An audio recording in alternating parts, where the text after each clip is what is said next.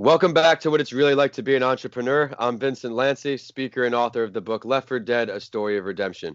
Do you want to know what it's really like to be an entrepreneur? Well, you came to the right place. Whether you're already an entrepreneur, are looking to start your journey tomorrow, or someone who just needs a little extra motivation to get through the day, this is the perfect podcast for you.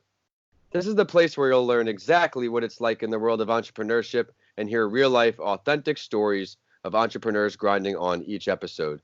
My goal for this podcast is to help you realize that giving up is never an option. If you missed last week's episode, be sure to download it after you tune in today. Before I introduce my guest, I'll share another entrepreneurial story to inspire you all. This story is on Natalie McNeil. She talks about how one car ride in the Czech Republic changed her entire life. She was traveling across Europe in her early 20s and was motivated by what she calls two powerful truths. One truth is that she wanted to explore the world as much as she can as a pilgrim, not a tourist, because she wanted to uncover all the hidden, beautiful truths of the world. The second is that she wanted to be an entrepreneur. She thought maybe a speaker, a teacher, or maybe an astronaut. She was so motivated and determined, but still struggled with one thing that a lot of us entrepreneurs do: doubt. She says a lot of that was all doubt in her head, and she moved past it. But that resonated with me because sometimes I have doubt in the things that I'm doing, but I believe in myself, so I'll do it anyway. She had many accomplishments, and she stayed strong. She won an Emmy for her 2010 doc Out My Window and appeared on Forbes' top 100 websites for entrepreneurs for her website, which is called shetakestheworld.com. She's a true entrepreneur because she wanted to get away from the norm and see the world. Lauren, did you like her story? I personally loved her story because I can relate on the self-doubt piece a lot. So... Yeah, the voice you guys just heard is the sound of my guest. My guest on this show today is someone I met while a student at the University of Tampa. I'm fortunate to have so many friends who embarked on their entrepreneurial journeys because it allows me to deliver so many unique stories to you all, the listeners. Lauren has an awesome story to share, and she founded her own company. I'd like to introduce my friend Lauren Biese. Lauren, thanks for coming on the show. Thank you so much for having me. I'm so excited to be here. Can you please share your story a little bit and then what you're working on today after? Sure. So my kind of entrepreneurial journey, I pretty much had no choice but to just change my entire life around. I was just on this really unhealthy path of, I was overworking at my corporate job at the time, undersleeping, overeating, like just everything that I was just on the fast track to pretty much nowhere.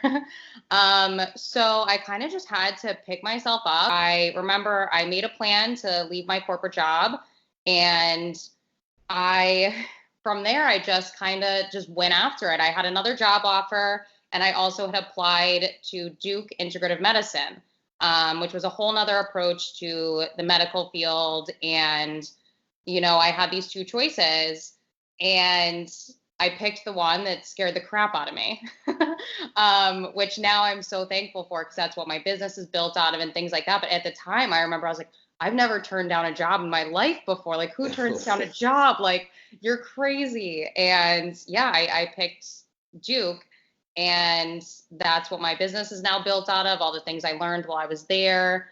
And then I kind of fused that with being a yoga teacher for 7 years and what I was really passionate about. So I found this way to fuse what my passion, but then also something that I knew was either going to help people in some type of sense or just like kind of the business side of it. So. That's awesome. I'm glad you spread your wings and you embarked on your journey. And I'm excited for our listeners to hear all about your journey. So now it's time for the Big Five, Lauren. Each week, my guest and I go over these 5 questions to help everybody listening in to learn what it's really like to be an entrepreneur. You ready to go? I'm ready. We touched on this a little bit just now, but when did you really realize that you weren't happy with what you were doing and that you needed to change? Could you just get into a little more detail for everybody listening in? Sure. I mean, like I mentioned earlier, I was working corporate jobs in downtown Boston for about 5-6 years. And it was a great run. I loved it. I wouldn't change it for the world. That's where I ended up making kind of a lot of my mistakes, were at other people's businesses, not mine, which sounds terrible. But, and so from there, I just kind of had this moment where I got really sick for a while too. And I was in and out of doctor's appointments, and they couldn't figure out what was going on with me. And a lot of it was deriving from stress. And again, like I just kind of had no choice. I had to figure out some other path, some other way to live, or else Yeah. I was just going down this path of just being completely unhealthy, not living my most authentic lifestyle. And Mm. yeah, I mean, I'd love for most people to kind of figure that out. Like my advice would be like figure it out before you don't have a choice and before you're in a position that I was in, because I was kind of forced to change. But yeah, kind of looking back, I'm like, I wish I would have done this, 3-4 years ago. How much further along my business would be now, I can't even imagine. But it all worked out the way it was meant to, and so. That sounds exciting. I mean, you're on your way. I think of it too. In my last corporate position, I was drinking coffee like water because I was under so much stress the whole day and the Yeah. deadlines and things. I'm literally drinking coffee like water, and then I'm not sleeping at night because I'm all riled up from the Yep. coffee. So entrepreneurship is a different type of stress, but at least it's your own stress. Yes, exactly. And I've had people even make kind of the comment, "Oh, well, you wouldn't get it. You're not in a 9 to 5 anymore," or like little things like that. And I'm like, well, yeah, and you wouldn't, and it's not about that type of person who's not supportive, but it's Yeah, like, yeah. okay, well, you also don't see when I'm up on a Saturday night fixing things on my website, or, when I get up and go to work on a Sunday morning, that kind of thing. So, again, you're making your own schedule, but you're also like, I work 10 times more now than I did at my corporate job. It's a common misconception with Yeah. entrepreneurship. There's no wrong way, and this comes up almost every episode because some people are meant for the 9 to 5 grind, and that's how they're built and they're custom. There's no right or wrong way. Some Yeah, people are exactly. okay with working 80 hours instead of 40 hours because we're embarking on our own passion and our dream, and we're kind of unraveling this from the ground. It's just very different lifestyles. I work, 2 a.m. every day till whenever. Weekends are no different. It's just I want to build my brand and I know how much work it takes. So it is exciting. But what would you say one or the two are the most difficult parts of being an entrepreneur are? Now that you've been on this entrepreneurial journey, what are the two most difficult things for you? Oh, that's a really good question. There's a Um, ton. There's a ton. yeah, I would say sometimes there's this kind of misconception that it's this glamorous lifestyle and that you're up every morning at 5 a.m. going on like, a 5K, and, you're just like this fit machine of a human. Um, and I'd say actually a lot of times it can get sometimes, a little lonely too. I went from being surrounded by people all day, every day. And, this path can get very isolating, I think. Absolutely. Um, so that would definitely be one of them that now I'm kind of over that. I'm kind of like, all right, I'm connected with other people and, that kind of thing. But at first, it's if you can push through that loneliness at first, like you're going to make it then. Like there's nothing that's going to stop you if you can push through those initial first couple months, I feel like. And then the other thing would be just, yeah, like you mentioned earlier with the story that you said would be getting over your self doubt and just motivating yourself. Traditionally, I was always very motivated by, having a career where I get paid consistently and a career where, you do really well on a project and you get a promotion, that kind of thing. Sometimes when you're an entrepreneur, those levels get, like you don't necessarily have a clear cut plan and you don't have like, okay, well, if I do this, then like I'm at this next level. Like you have to wake up every day and say, you have to create those levels for yourself. And if you don't, then it's really hard to stay motivated and, kind of shut down that self doubt. Well, yeah, yeah, it always evolves. My business model's constantly changing and I'm constantly adapting to new ideas. There's always new plans to building your brand and growing and networking every day. Takes how much hours in the social media.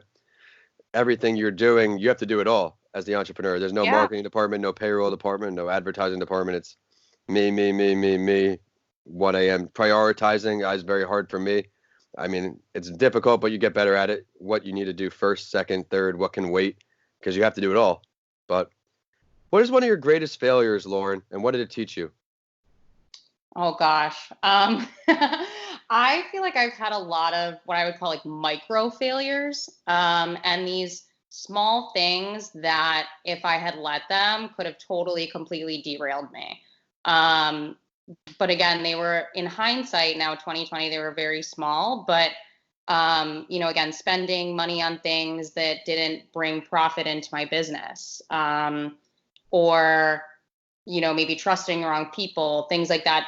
Any of these like micro failures I'd say that I had came out of, you know, not being in a mindset to make good decisions and that kind of thing. So, and then, yeah, I'd say that's pretty much it. I mean, my only other failures would be, yeah, I have a bunch. So it's hard to pick just They're one, all but lessons learned at the end of the day, yeah. but it's nice to look back on. I like the way you put that micro failures. Now as the business is evolving for me, it's taking steps. There's less interest in spending money on something that's not going to benefit my business or my future because you want it to grow and all these things. If I spend money on something else, it takes away from my goal at the end of the day. So you're definitely dead on with that, spot on. If you could choose to have a conversation with any entrepreneur, dead or alive, who are you picking? What are you talking about? Oh gosh. Okay. So someone that I had been following since I first got my little Instagram account. Her name is Rachel Braithen. Um, and her handle is at Yoga Girl.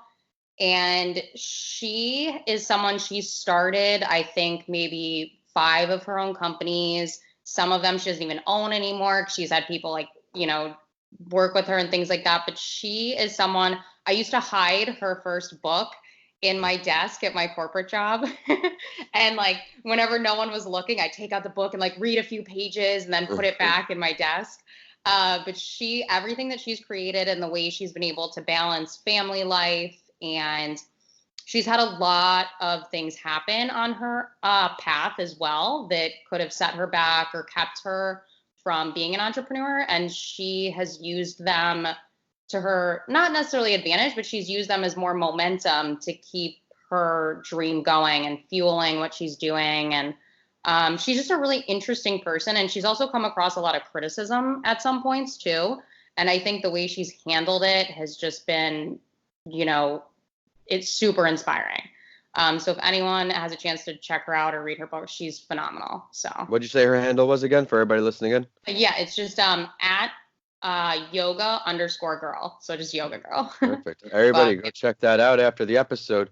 Lauren, where do you see yourself in this entrepreneurial endeavor in the future? Let's do 1 year and then 5 years. 1 year from today, 2021, pretty much, since we're filming now by the holidays. What do you want to see? wow.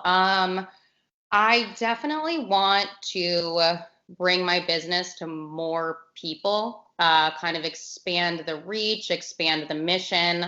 Part of my mission is to be able to bring free yoga, health, and wellness events to the public. So I'd really like to expand on that part of my business and be able to bring more events to more people, get more people interested in their own health and wellness, and making the best decisions they can to live their longest, healthiest lifestyle. And then 5 years from now, oh, geez, I'm one of those people. I feel like the best part about my business isn't necessarily how many followers I have or expanding my reach or that kind of thing. It's, when I'm done teaching a class and someone, you say namaste and people get up, and after you teach a class, people will look up and they'll look at you and they'll say, I really needed that today. Thank you. That's Or they will awesome. say some type of affirmation and they'll just say, or I really needed that today. Or, I'm going to sleep so well tonight, or just some type of positive, reinforcement. And I would like to expand my reach in that sense. And maybe, have global retreats and things like that. So people can just feel like, I really needed this retreat now, or I really needed, whatever you're providing. So that's the ultimate end goal, and to expand in that sense and have that go from, the 4, 5, 6, 7, 10 people who come to my studio now, have that, be within the thousands, or however it can grow and just help more people. So That's awesome and definitely very exciting. Thanks so much, Lauren, for coming on. I know everybody listening will see the value in your very unique story. I really enjoyed the micro failure moment, I think a lot of people can relate to that. That's awesome. But it's time for the last word. Is there something you want to share with everybody listening in that we didn't touch on today? ooh, this is a good one too. Sure. So my thing when I first started this out, my thing was, if you're meant to do something, there is absolutely nothing and no one who can stop you. Like if you feel like you've connected with your true calling or your true entrepreneurial path, like there is nothing, no one that can stop you. And no amount of, something happening in your personal life. I've had, really significant relationships fall apart while I've been on this path. My dog passed away. He was I got him in Tampa. He was my best little buddy since I was 21 years old. He got me through like the first year of starting my business by just being the only person to hang out with. But there's nothing that's going to stop you from doing it. So if you go in with that mindset, it'll kind of help calm that self-doubt and you'll have a lot less of that. So that would be, just don't let anything stop you. It's great advice. Can you go ahead and share your social media, your website, or ways for our listeners to follow you, use your services? Sure. So my website is goodkarmaintegrativeyoga.com. And then all my social media handles are on there as well. My Instagram is, again, goodkarmaintegrativeyoga.com. We've got all this stuff. So many things @.com. And then it's just Good Karma Integrative Yoga is the Facebook and the Instagram. So great, everybody. You could also follow the show at your favorite morning podcast and on Twitter at Podcasts by Lanci. I'm at Vincent A. Lanci on all social media and YouTube, and my website is vincentalanci.com. Make sure you check out my book, Left for Dead, A Story of Redemption, which is on Amazon now, and DM me or email me. Let me know what you think. If you enjoyed today's episode, please continue listening and rate What It's Really Like to Be an Entrepreneur 5 stars. I work very hard to find value delivering stories for you on each episode. As always, I'll end the show with a quote that inspired me, and I know it will for you too. Once we believe in ourselves, we can risk curiosity, wonder, spontaneous delight, or any experience that reveals the human spirit. Thanks for listening, and I'll see you all in the next episode of What It's Really Like to Be an Entrepreneur.